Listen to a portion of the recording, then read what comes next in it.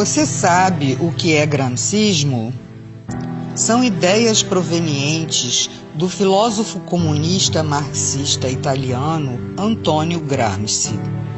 Fundou a tese de que para implementar o socialismo numa sociedade, o melhor caminho é ir alterando aos poucos a estrutura de todas as instituições humanas, incluindo as religiosas, educacionais, morais, culturais, jurídicas, governamentais e midiáticas da mídia. Uma sociedade culturalmente e moralmente fraca é muito mais vulnerável a presenciar revoluções de qualquer tipo.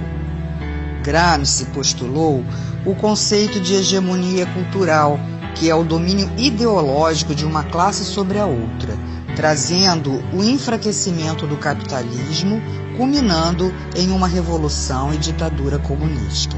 Uma nação inteira fica dopada e dominada, formando uma sociedade idiotizada para que se perpetuem no poder. O gramscismo vem sendo adotado em vários países da América do Sul, como Bolívia, Chile, Nicarágua, Argentina, Uruguai, Peru, Guianas, Venezuela e Brasil.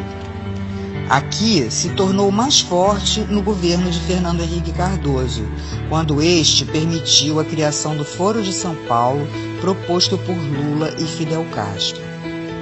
Essa doutrina está sendo inserida em doses homeopáticas na veia da sociedade, e muitos não acreditam que estejam contaminados.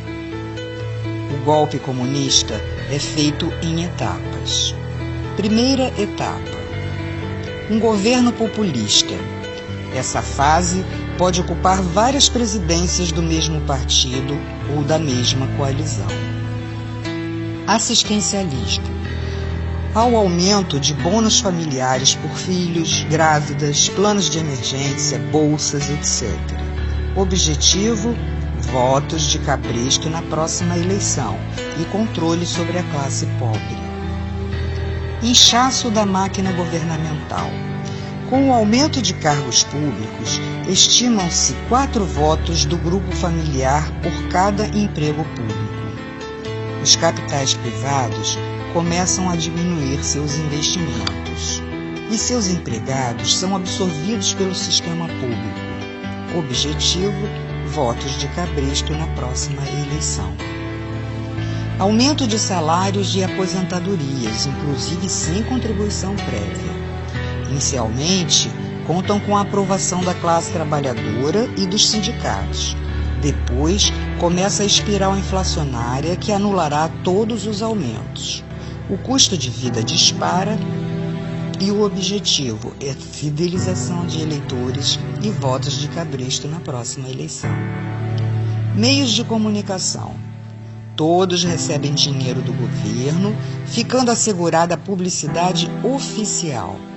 Transmitem notícias distorcidas e com visões que interessam ao sistema para manipular a massa, e depois começa a censura, impedindo totalmente o conhecimento da realidade através, inclusive, do controle da internet, que se tornará interna e restrita.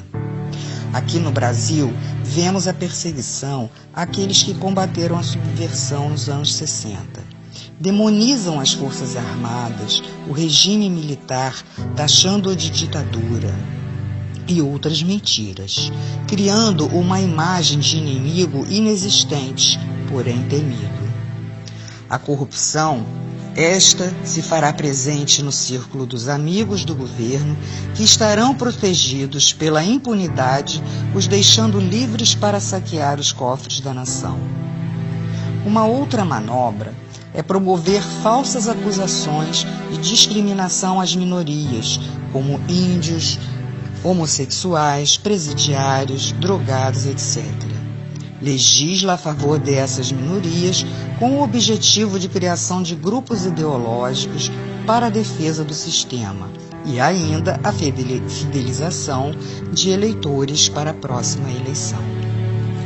Porém, quando o comunismo tiver totalmente instalado, todos serão rejeitados. A delinquência é uma ferramenta essencial para a implantação do comunismo. Dominam as ruas, infiltram-se em manifestações como grupos extremistas, os Black Blocs, que são financiados, assim como os agentes e líderes de movimentos sociais para prejudicar os que são contrários ao sistema. Segurança. Haverá um desmonte progressivo, falta de equipamentos, atraso nos salários, desmoralização por supostos atos de corrupção e violência.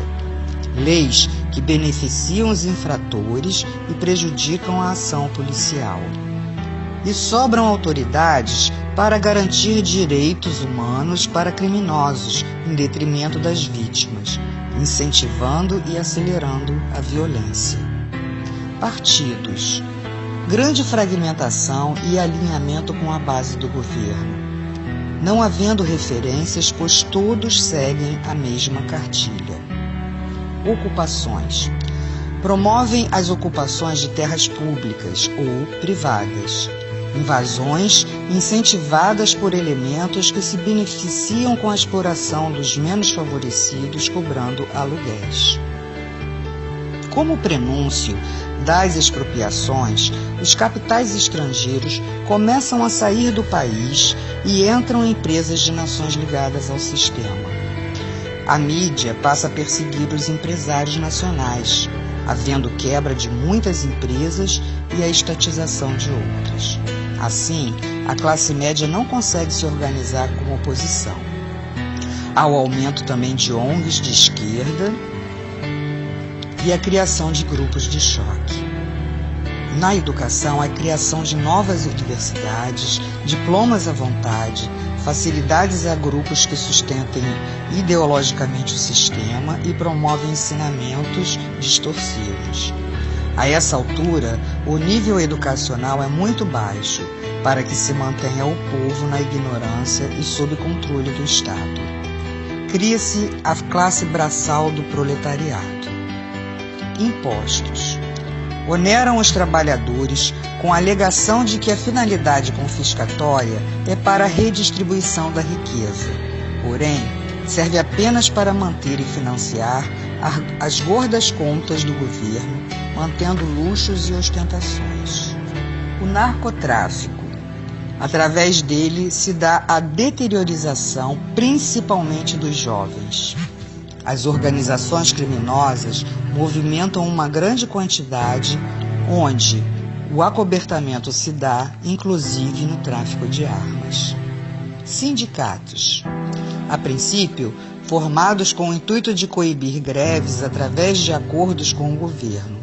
Posteriormente, os dirigentes não alinhados com o sistema se retiram das centrais sindicais na tentativa de formarem centrais dissidentes, sem a menor possibilidade de êxito. Saúde. Criação do sistema único com crescente diminuição da qualidade e precário atendimento, utilizado pela maior parte da população. As prestadoras privadas, com a inflação crescente, altos custos e encargos, acabam sendo obrigadas a vender suas empresas ou então serão estatizadas. O efeito é um grande colapso na saúde. Segunda etapa. Destruição da classe média, fazendo-a culpada pela pobreza dos outros, culpada pela discriminação. Ela, temerosa, não consegue fazer frente ao sistema. Constituição. Várias modificações são feitas, criando lei da mordaça, do aborto, da censura, perseguição aos opositores, legalização da maconha. Promoção do colapso do poder judiciário, tornando-se servidor do governo. A impunidade aumenta. O crime domina as ruas. A espiral inflacionária dispara. A economia se deterioriza. Há a destruição moral e física das forças armadas e da segurança policial, e a centralização dos grupos de choque, que são as guardas bolivarianas defensoras do sistema. A criação de apenas 2 partidos, sendo um dominante e outro de falsa oposição. surgimento de falsos inimigos implantados para praticar conflitos, saques e invasões. Cria-se a lei que permitirá a perseguição de religiosos. Terceira etapa: tomada do poder.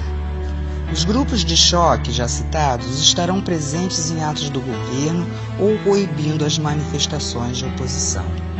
Prisões por considerar crimes políticos.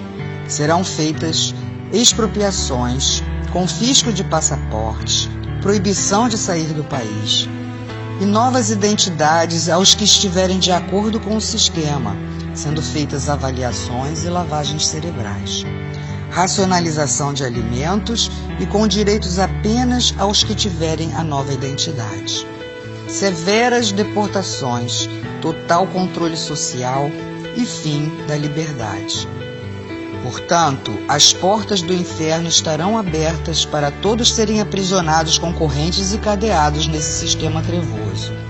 Se não quisermos nos tornar escravos, devemos lutar por todos nós e nossas famílias, pela nossa liberdade enquanto há tempo. Saber o que se passa é um direito de todo cidadão. Vamos nos unir, ir para as ruas, demonstrar nossa insatisfação e pedirmos a faxina dos três poderes. Assim, teremos a chance de voltarmos a ter um país próspero, de luz e de paz. Faça a sua parte.